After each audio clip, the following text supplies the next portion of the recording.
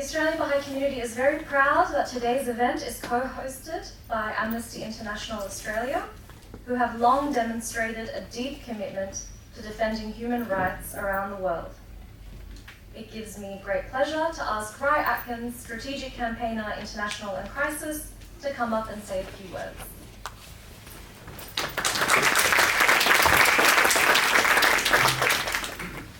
Thank you, Awa, and it's very lovely to be here and with you all today, and thank you so much for having me.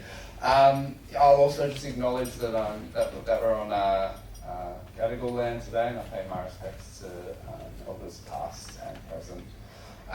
My name's Rai Atkinson. I work at Amnesty International Australia in the strategic campaigns team, and I focus on international and crisis issues. So, I've had the great privilege and opportunity to work with the Australian Baha'i community over many years now, and I think I always say to Awa as well that my link with the Baha'i goes back to my primary school days, because funnily enough, when we had our scripture classes, Baha'i was actually the scripture class that my parents enrolled me in at primary school. So yes, it's certainly been a part of my life for a long time, and it's a community I feel a lot of love for. So I just wanted to do a little bit of a brief, introduction today before we watch this film, and Awa asked me to say a couple of things, particularly around the broad human rights situation in Iran as well, which I think most people in this room would understand has continued to deteriorate significantly, not over just the last few years, but also over the last few decades. I think obviously, back in, I think it was 2022, the Women Life Freedom uprising that was sparked by the killing of Mahsa Jina Amini, and the protests that have taken place, and the Iranian authorities' continued crackdown on any opposition is something that we've all seen, whether that's across our social media channels, whether it's on the news, whether it's through family, friends. It has been devastating, and that really does continue. Just this today, actually, it comes the 13th of December in Iran. There are new compulsory veiling laws that come into effect, which further criminalise any sort of opposition to compulsory veiling, and can actually now lead to the imposition of the death penalty for those who campaign against compulsory veiling. So the situation in Iran, for everyone, but for women in particular, continues to deteriorate. And really, that aim for the Iranian authorities is to quash that diversity, quash that difference of opinion, and no more do we see that than with the Iranian authorities' suppression of the Baha'i community. The Baha'i are, as many of you know, the largest non-Muslim religious minority in Iran. It is a peaceful religion based in the principles of equality and fairness. Those are things that the Iranian regime cannot tolerate, and we know why, because it would be the end of them. And the reality is that the result of that is that the Baha'i can not feel safe, they cannot practice their faith freely, they are persecuted within their homes. The Baha'i are, the level of discrimination is something that we really can't imagine in this country. The incitement to hatred from officials, from members high up in the Iranian government. There are official documents that are public information now, which point to discrimination that has been entrenched.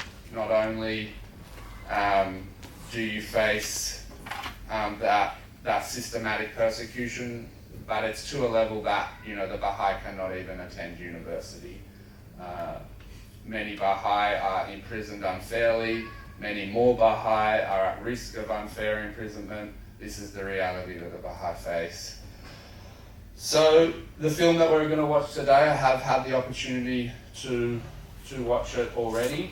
It is a fantastic film, done very carefully and with a lot of heart.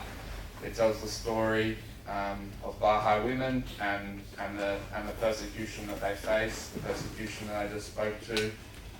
And I really do hope you enjoy it as much as you can, and I hope you learn something and take something away from it. So thank you again for having me, and thank you again for coming here this afternoon.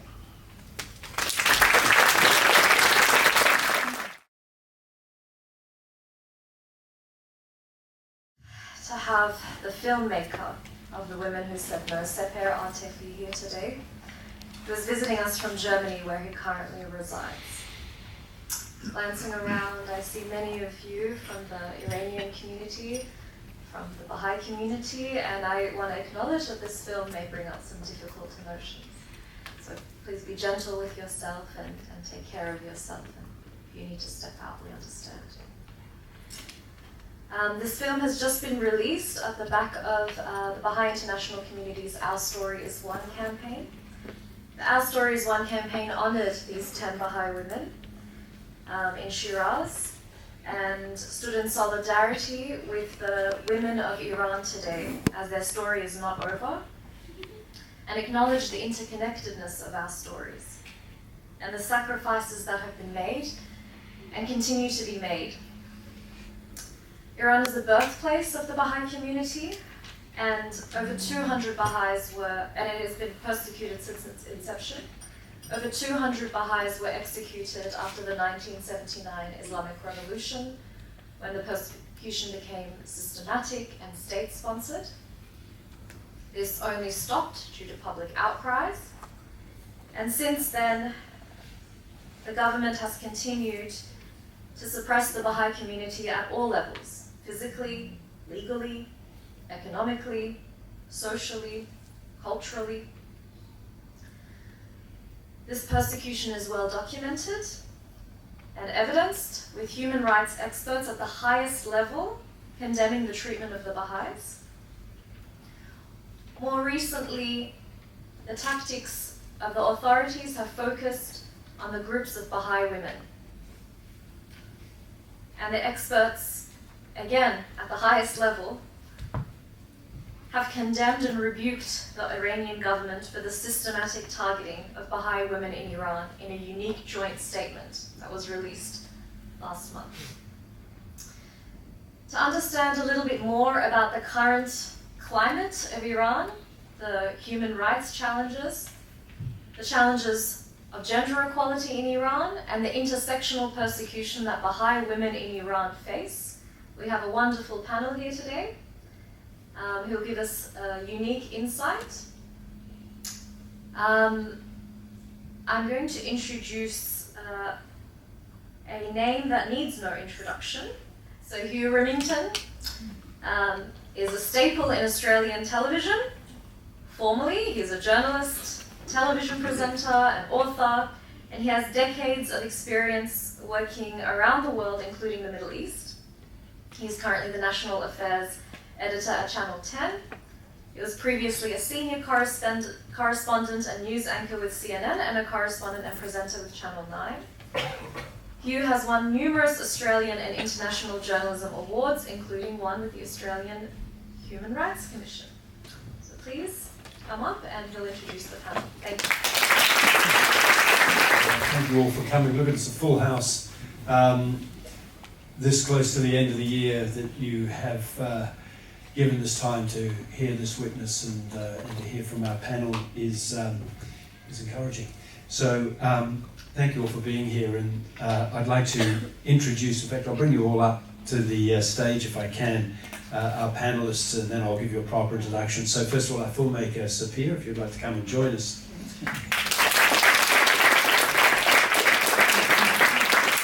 Dr Saba Vasefi. And Lorraine Finlay, the Australian Human Rights Commission.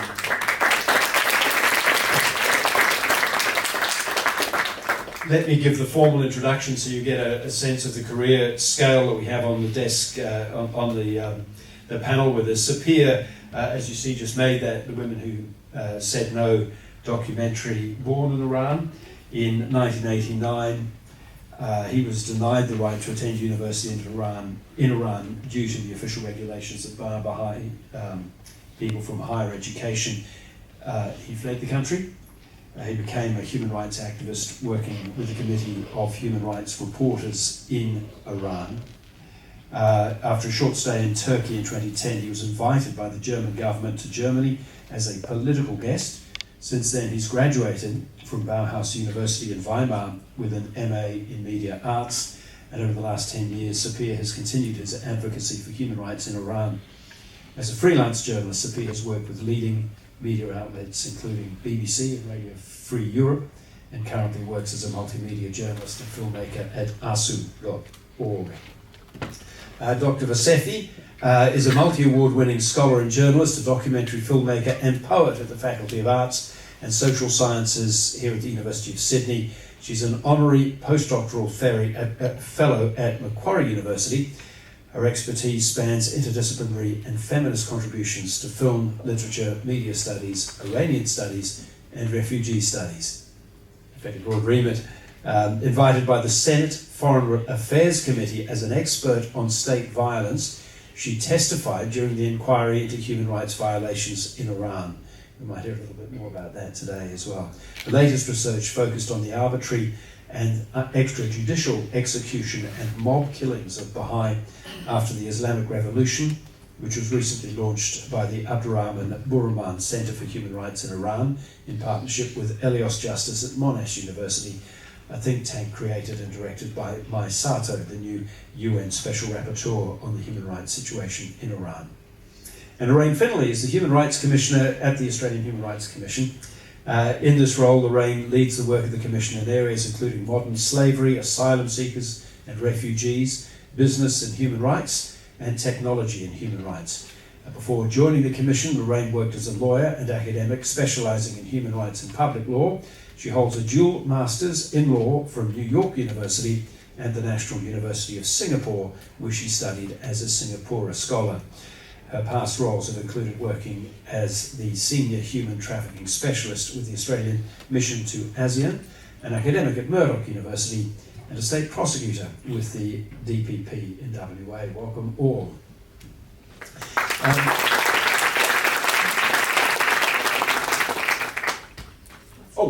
Questions. You'll see a QR code up on the screen. If you want to put questions, if you don't mind using that QR code, that accesses the thing called Slido, and that means that it just gives us a chance to manage the questions as they come up onto the stage. And so Ava has kindly taken on the duties to monitor those questions coming in, and they'll come through to me, and then I can put them to the panel members. So particularly if you want to direct a question to a specific panel member, it'd be useful if you identify that as well. Otherwise, you'll have to rely on me throwing it to the person I think most appropriate, and hopefully we'll get there somehow. So first of all, Sepehr, if I may, this is an extraordinary document that you've made there. It's a historic document, and it brings back to life, if I may use that phrase, people who sacrificed so much. What is remarkable is the faith and the unbending sense of rightness of those women faced with the most impossible choice a human being can face. As you developed that, as you got those stories, how was it for you digging into that story and learning of it in such an intimate way? Yeah, you know, as a Baha'i growing up in Iran, you always you hear these stories, and I thought I knew the story before I started to make this documentary. But as I started to research and go through the memoirs and through the books and documents, I realized that what I knew was only tip of the iceberg. There were like many side stories that maybe are actually are not in this film, but there are like lots of story that we have to try and somehow tell, and to somehow try to make justice to them. But for me, it wasn't just another sad, dramatic story about what has happened in Iran. Many of the audience here already knew that, but there are a lot of other side to these dramatic events, which for me was really, if I may use this, hopeful to see. I saw hope in the resistance that this and the sacrifice that these women made. If I may quote Václav Havel, he says that the hope is not that you think something will change, something better will come eventually, is when you see a meaningful change. And I think it's what these women went through, and the families really had this effect on the Iranian society. And what we see now with the recent movement of women life freedom is somehow also reflected what they do, because there's a known question to Iranian Baha'is: why won't you tell a lie to go to the universities? It's such a, for some people it's such an easy decision. Okay, it's for your higher education. You can tell I'm not Muslim. You can be Baha'i in your heart and go to, it's really important for your future. And to them, why didn't they save their lives? What is more important than life, really? But nowadays, less and less people in Iran are actually asking this question, because the brave women in Iran, they also making the same choice when they go without hijab in the streets. They are somehow also tired from this living this double life. They want to be true to themselves as well, and that's what these Baha'i women actually did. One of the things about that act of courage, there's a moment where there's an emotional shift in the film, and it comes when Samin's brother is coming back in a state of total devastation, and the streets are filled with people. And what that speaks to is the power of solidarity, and the imaginative power that people can sense the sacrifice, the depth of it, its relevance to them, and the need to resist it. As we look at Iran today, both the diaspora population of Baha'is and also those inside, how essential is solidarity, human solidarity outside the community as well in these times, do you think? Yeah, I think somehow it's all what we have. It's all that matters, this solidarity. And it's interesting that you mentioned this part of the film, because it wasn't originally planned in the first scripts, but I realized somehow that's one of the really important aspects of this story, because with them being in the streets, actually they show that we are not afraid of you, and it could be every one of us, and we don't care. We are here to support what we think that matters, and actually that might be one of the things that stopped it.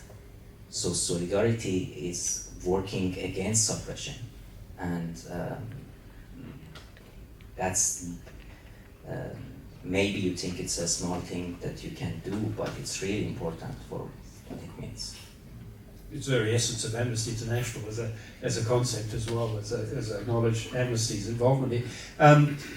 Saba, if I can ask you, if we move initially, just at this moment, away from Baha'i to the general situation in Iran, we've seen immense changes that have happened in Syria just in the recent weeks.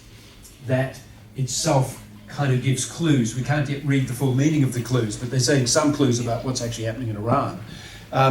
What is with your studies and your insights, what is the state of human rights in Iran, and broadly human rights, but also specifically for women, so not just Baha'i women, women.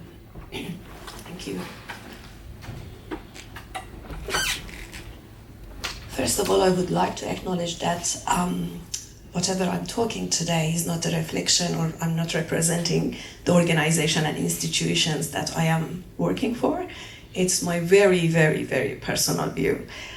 And secondly, I would like to acknowledge Sepehr for documenting and visualizing atrocity.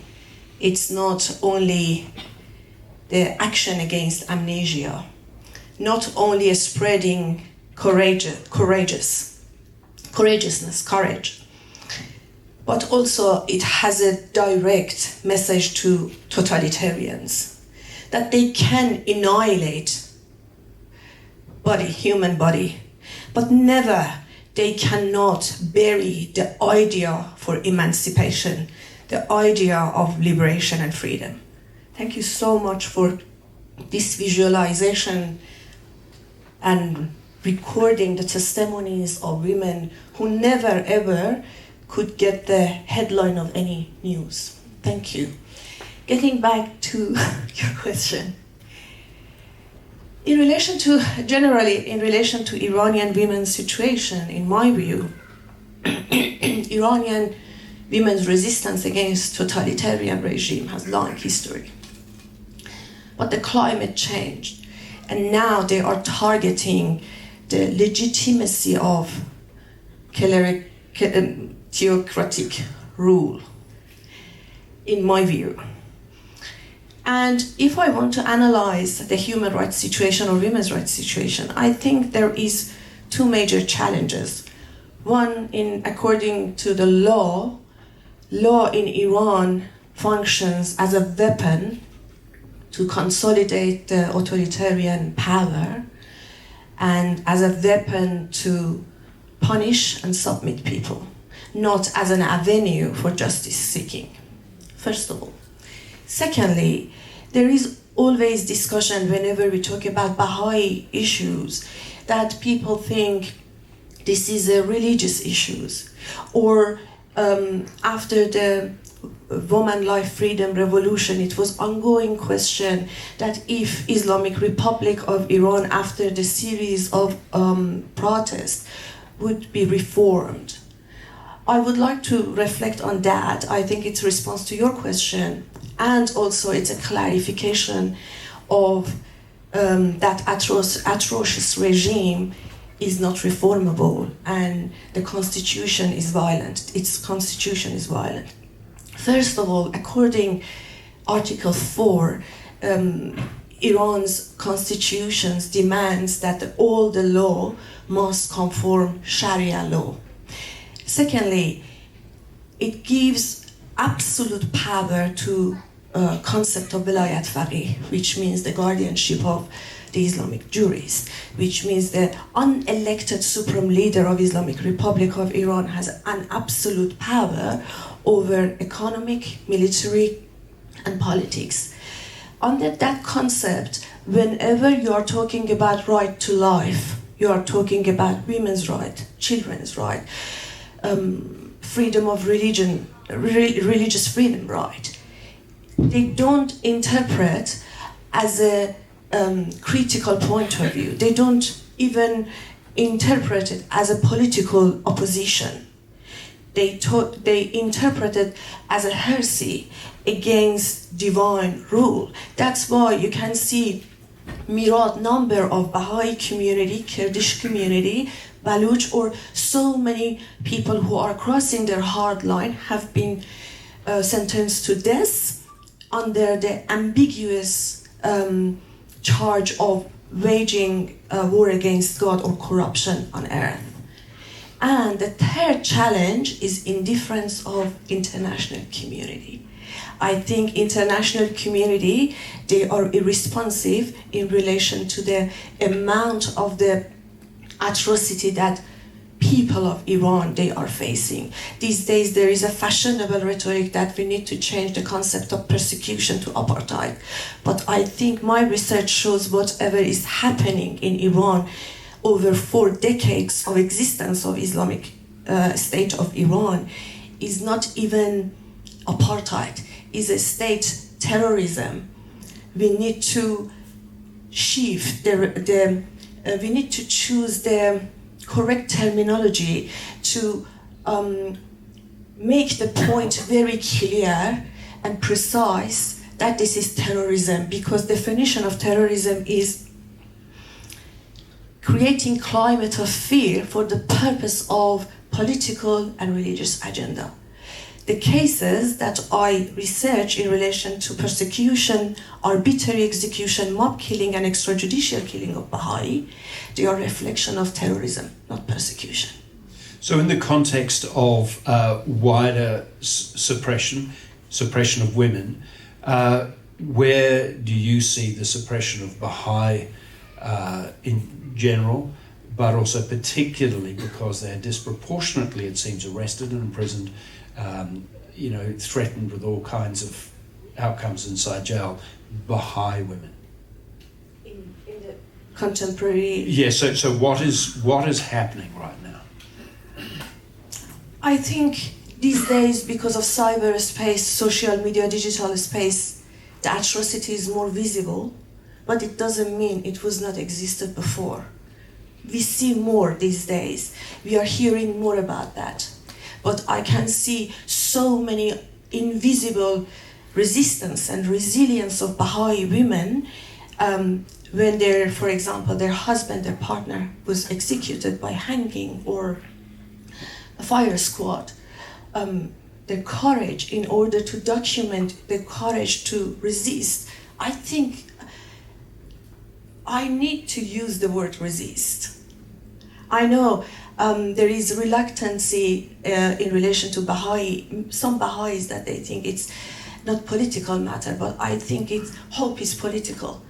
And when they are crushing or annihilating or violating right to life, it's absolutely political, and I need to use the word resistance. And I think the situation is the same in my view, but these days we are hearing more. But I understand it's more visible after Woman Life Freedom Revolution. It is a retaliatory, it's kind of retaliatory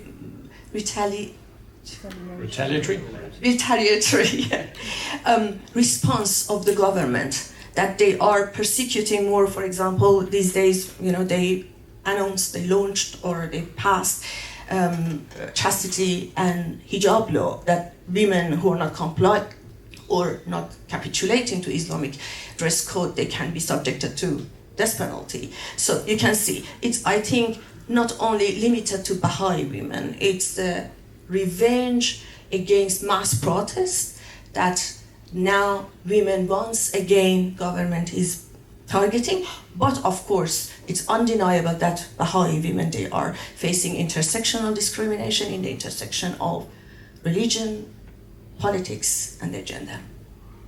Lorraine is a lifetime student of human rights around the world. You see this brilliant film of 40 years ago, and you obviously see the headlines, you see beyond the headlines into what's going on in Iran at the moment.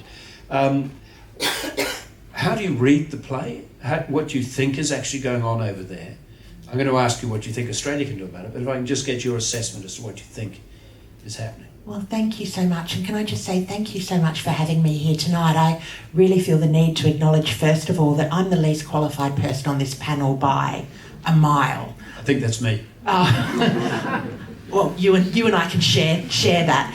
I'm not Iranian, I'm not Baha'i, and yet listening to those experiences, what I hope I can bring tonight is really that reflection on the fact that this isn't an issue limited to one group of people, or that can be isolated to one part of the world. It's the common bonds of humanity that really are reflected in everything that we're seeing in Iran. And I was reflecting when I was watching the film and feeling, on the verge of just tears and despair, and it's heavy and it's hard, and yet at the end there's an optimism in this film. It's a film about hope and about love to me, and I feel nervous saying that with the filmmaker sitting next to me, but to me that the power that came through was that sense that the arc of justice is long, but it is there, and it's always there. And so my reflection in terms of what's happening in Iran at the moment is there has to be that hope that things will change. And I think what really struck me when I was watching the film is the idea that, you know, when people were standing in the streets,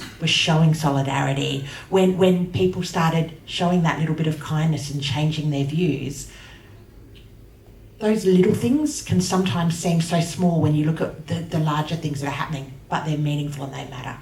And so I hope that we can start to see that reflected in nights like tonight, where there are little things that are happening, little changes that we're making that hopefully lead to a bigger overall change. Is it within your remit to raise these issues as a Human Rights Commissioner?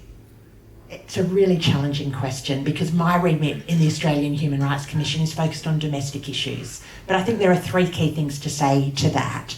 The first is that obviously there is a very vibrant, large, active, important community in Australia that are personally affected by what's happening in Iran, that are directly connected to what's happening there. So this is something that affects Australia. Secondly, I think that as a national human rights institution, we have a responsibility to link up with our colleagues at national human rights institutions around the world to ensure that people in places that don't have those institutions to protect them aren't left on their own. But I think the third thing, which is probably the most important, is, you know, my powers or my legislative mandate stops at the border, but human rights don't recognise borders. You know, human rights don't stop at the border. And so when we're talking about universal human rights that are meant to apply to everybody, everywhere, every time, we've been talking before tonight's panel, I've been listening to the experiences that both of you have had and thinking, how can I listen to that, hear about that trauma, hear about things that are happening now and say, well, my legislative mandate actually stops at, you know, this point on the road and therefore I can't engage in those issues. As a human being, I don't think you can do that. We are at a really interesting time in history. History was always in the middle of an interesting time. But the fact that Iran pulled out of Syria, didn't try and prop up the Assad regime collapsed. I thought it was significant that Assad, when he fled, didn't even go to Iran, he went to Russia. And I took that as a bit of a hint that maybe he was guessing that the Iranian regime might not be around that long and maybe Putin's a better bet. As a journalist, I find that it is an aspect of the job that sometimes you become quite pessimistic. So I'm going to spin a pessimistic thing here just for a minute. My concern is that the Iranian theocracy is weakened, but that in the short, immediate term, it is going to look like crazy for scapegoats. And that's what I fear right now. Sepehr, you are embedded in Europe, you're closely associated to what's going on in Iran through your connections, etc. What is your sense of what the next year might bring, the next 2 years might bring? It's really hard to say what will happen, because if you think about like the Iran, not only the last 40 years, the last 100 years, it's always something like unimaginable will happen afterwards that you couldn't like think of. But it's funny you mentioned the Syrian regime gone, because at the same day that Assad was probably fleeing to Russia, the Iranian government actually went in a Baha'i gathering in some garden in Sepehr, and they integrate like the 20-30 people. They gathered all their smartphones. They arrested one of my dear friends from back then in Iran, Iraninan. It's funny. It seems that whatever happened in the bigger picture, they just whatever happened, like Ayatollah Raisi dead, like coming a next president, Assad is gone. Whatever happens in the world, they are only focus like a clockwork on what's let's find a way to persecute Baha'is more. It's really beyond me to imagine what they must have been running out of idea. What should we do? We did whatever we can, and they are actually doing well in some kind. but also like there are like 10 Baha'i women in Esfahan that they were arrested like 2 years ago, I guess, and they sentenced to 10 and 5 years of imprisonment only because they were Baha'is. And the new shift and focus on Baha'i women and younger Baha'i women, I guess, because they think in their mind that it's a weak point. They are maybe younger Baha'is. They don't have any experiment in dealing with us. Maybe it's a weak point. We can do something about that. And it's funny because if you think of Iranian women, and Baha'i women also are among them, it's the most powerful thing that's happening right now in the country. And it's funny because these kind of regimes, they don't really communicate with their own society, and they realize it when it's too late. They don't see the signs, and then whatever they see something that it's proving them their falsehood. They think, okay, that's if we increase it, then it's probably gonna solve itself. But when they realize it's probably too late, and it's a fascinating point, isn't it? Because there's an old dictum that says everything is unthinkable until it happens, and then it's inevitable when you look back on it. And we saw that with the fall of the Shah. You know, it seemed impossible that an American-backed entity, no matter how corrupt and hated, could possibly be gone, and then it was gone. And I wonder, Saba, what is your assessment of? My assessment, okay. Yeah. I think, in my view, Mullah's orthodoxy is absolutely defeated. Absolutely. For several reasons. Look, for over 4 decades, of course, you know, historically Baha'is have been persecuted, even before Islamic Revolution. But it was intensified after the establishment of Islamic State of Iran.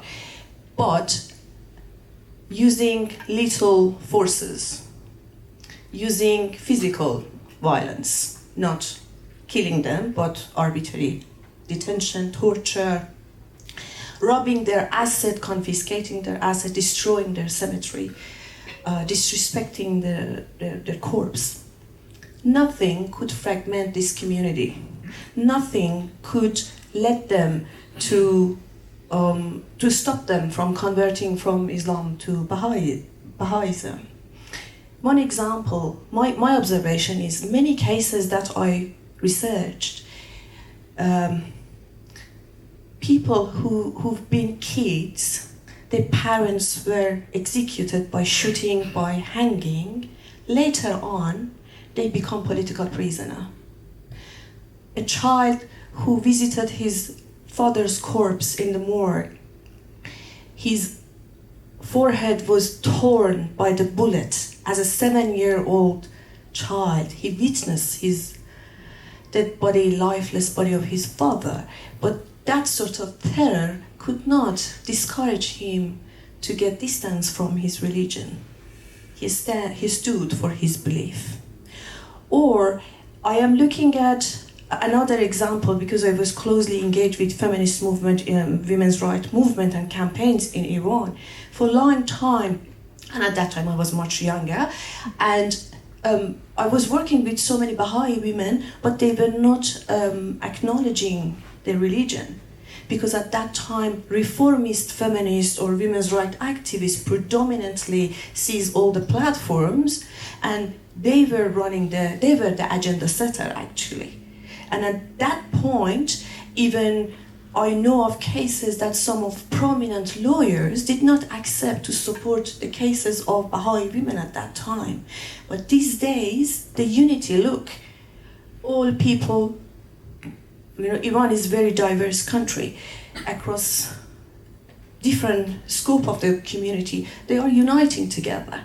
And look, we have the most humanist campaign, like Our Story is One. They are all sign of unity, which reflect to defeat of totalitarianism of the regime.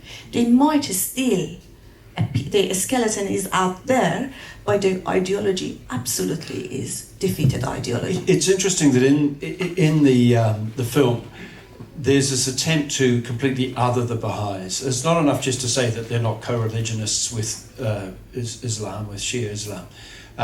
They have to be Zionist spies. And if you look at Ayatollah Khamenei, I should call it, recently talking about Baha'is as deviant, morally corrupt and unclean. These are kind of dehumanizing language which allows this increasing level of repression that's going on at the moment. When you hear that language, I mean, there's a long history that if you want to work a genocide, you start by making the other person not human, and you use that language. And it was exactly what I was thinking as you were saying those words. You can see them repeated time and time again throughout history as a way of persecuting groups. And that dehumanising, that othering, is critical in terms of then allowing those atrocities to be committed with the general population not feeling that sense of solidarity.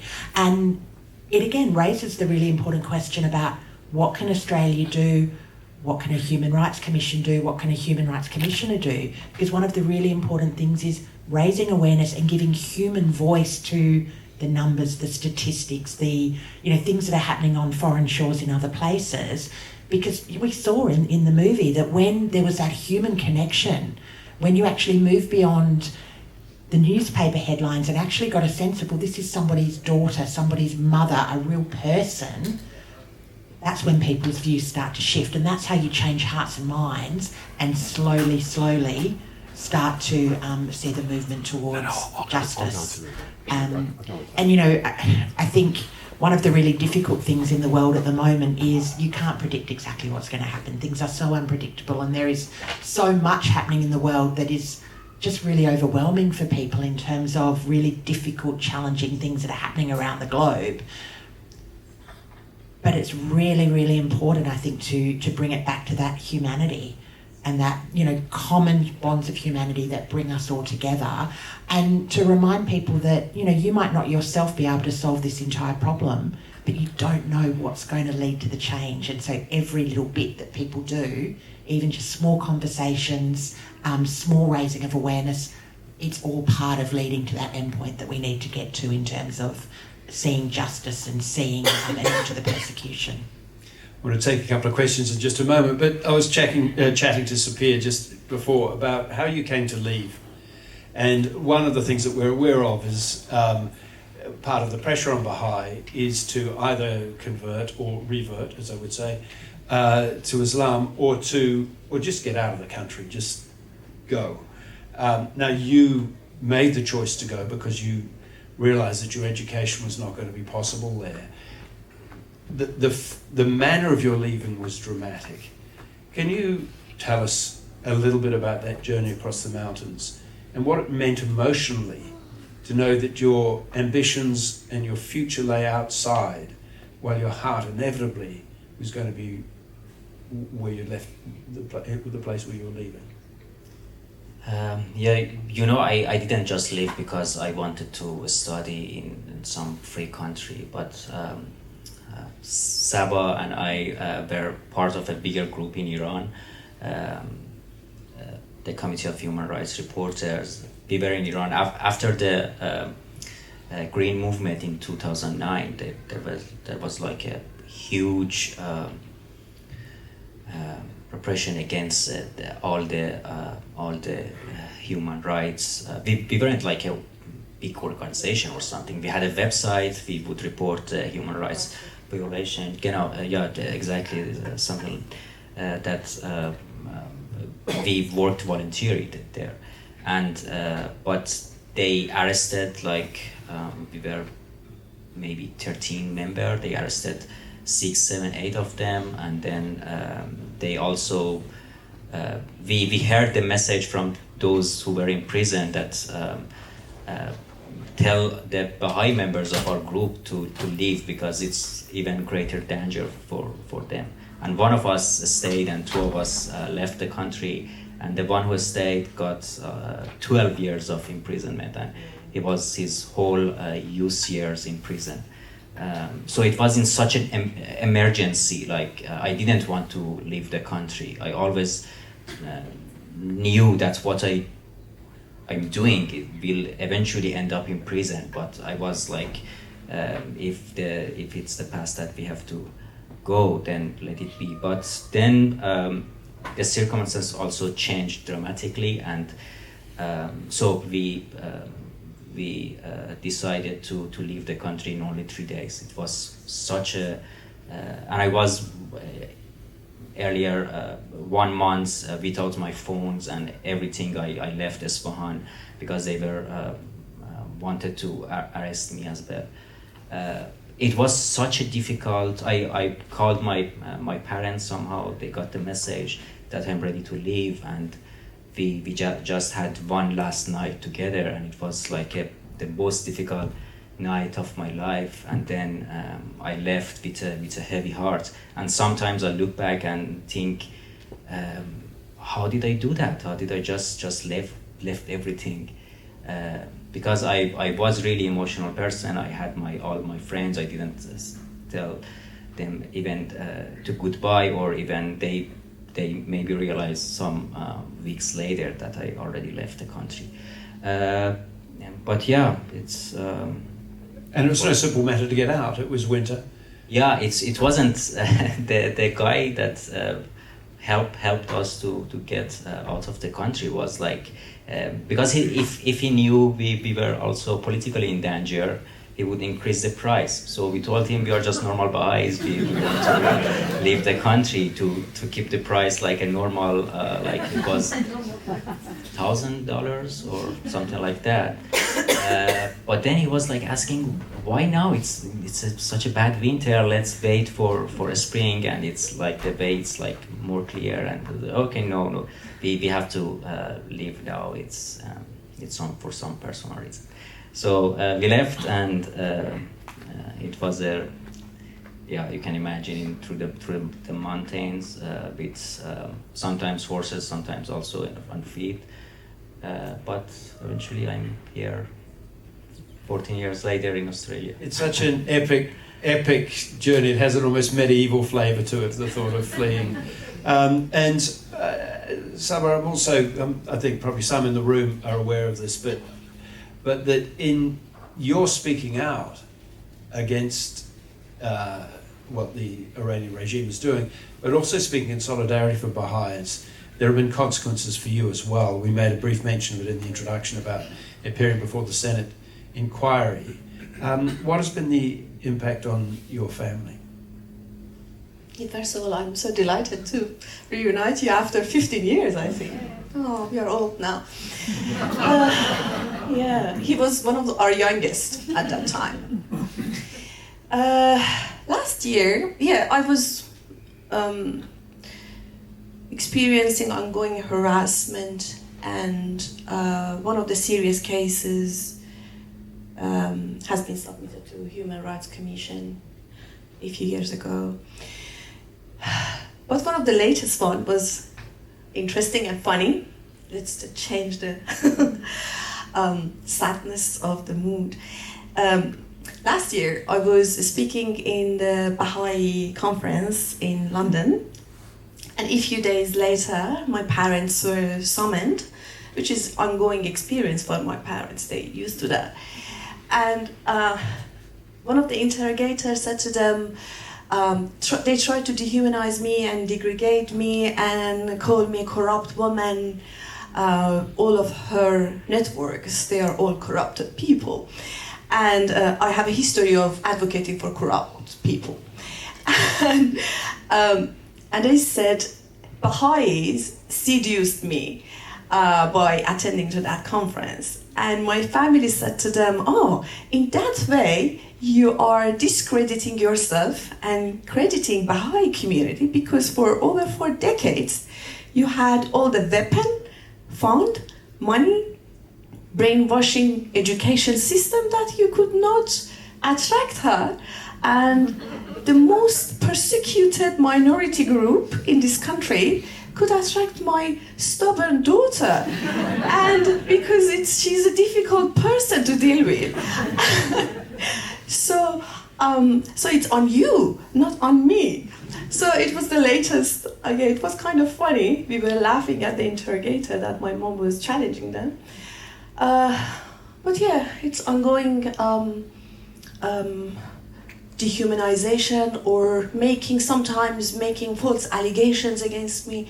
And for a long time, I was thinking I'm defenseless. Just I cannot convince people that this is a propaganda. I don't know what's the correct terminology.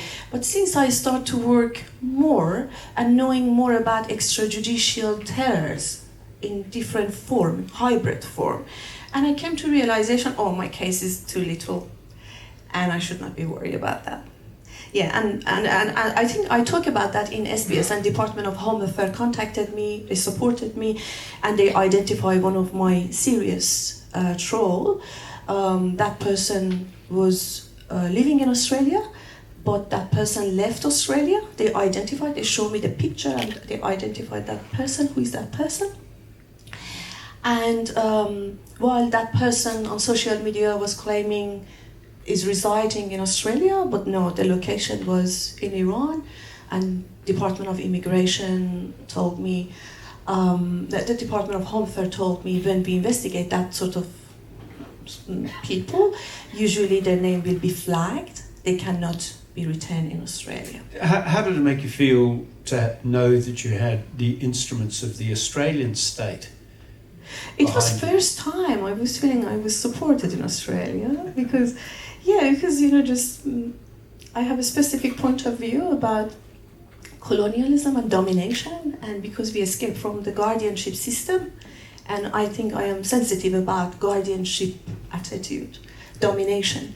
And when I talk about that, people are guarded about that in Australia because they would like to have one piece of my story, which was happening in Iran. Dominated in Iran, suppressed in Iran. They don't want to realize the guardianship system exists in Australian context as well.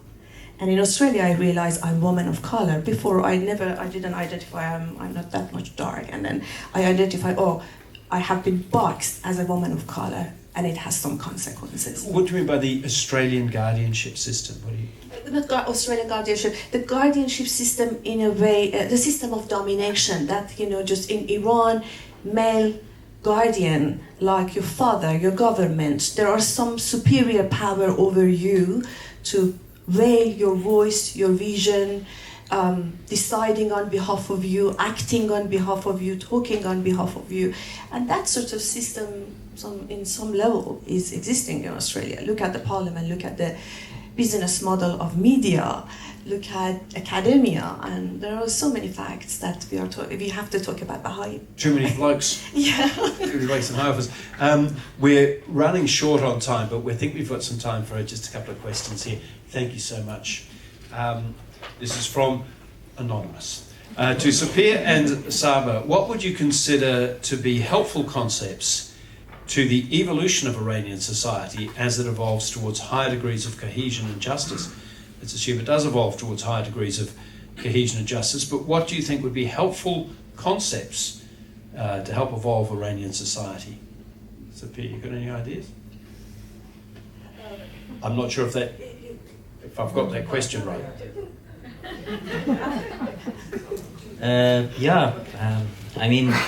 It has so many levels. I can think of some things, but I think that the best thing you can do is looking around you and find a way yourself. But maybe showing solidarity it's the basic, the most basic thing that you can do. But there are lots of ways that you can think to help Iranians as well as Baha'is.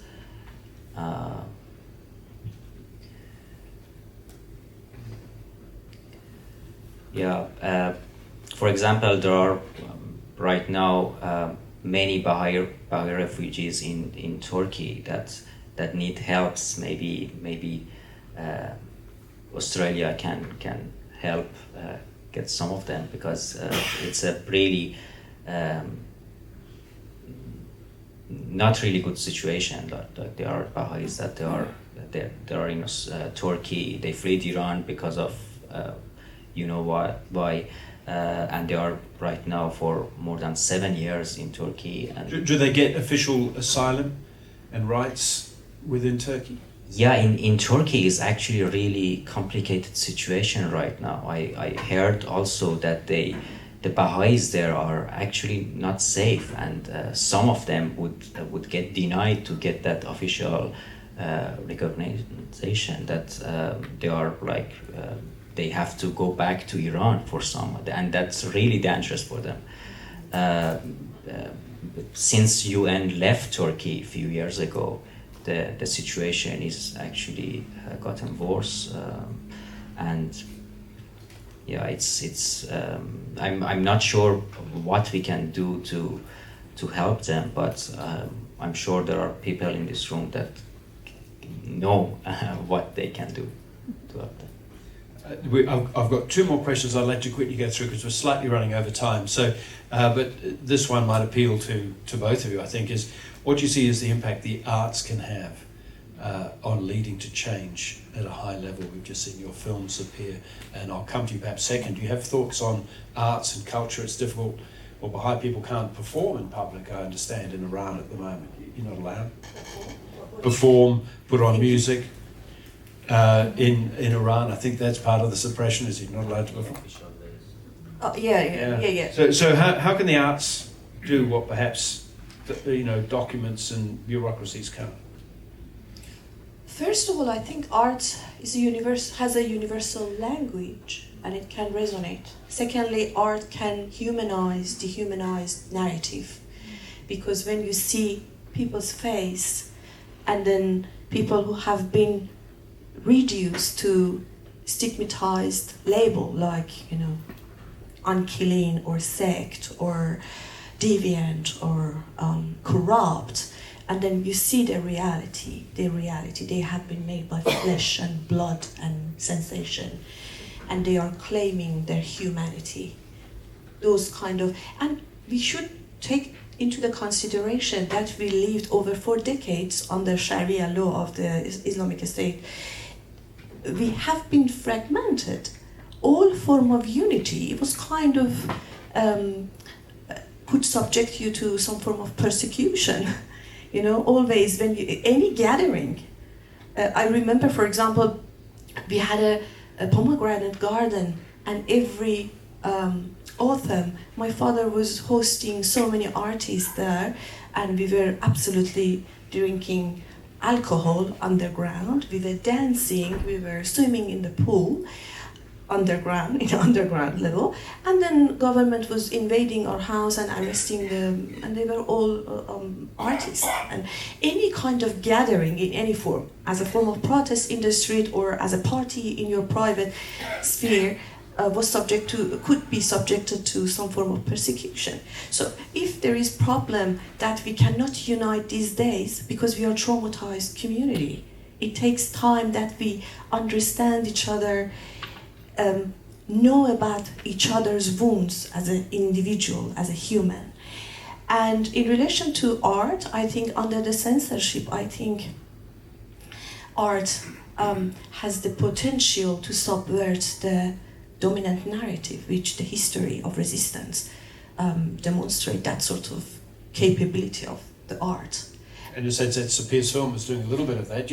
What else do you think could be done, Sepehr? I give you a really recent example of what's happening now in Iran. Just yesterday, Iranian women, one Iranian singer named Parastu Ahmadi. In Iran, women are not allowed to sing and in public. She just went to an old building in the middle of the desert and performed a concert and sang the most beautiful singings, and also published it live through YouTube. And you have to see what it happened to the Iranian social medias. Like, everyone was like, this is the really turning point, and that's they were really hopeful, and they talk all the talk were since yesterday about this performance, and that's what arts can do. It can unite, it can spark a moment, it can bring hope, and if you are someone in Iran, Iranian woman looking around you, it's filled with sadness and suppression, and something like that can actually remind you of what you can be and what's happening on the other levels. So that's what arts can do. And one more point, art can add aesthetic into something that regime wants to veil.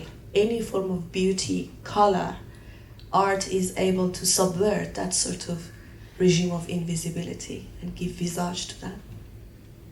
The role is there. Look, thank you very much. I think we're out of time, so I apologise to any questions I missed there, but will you please thank Lorraine Finlay, Saba Vasefi and Sepehr Atefi.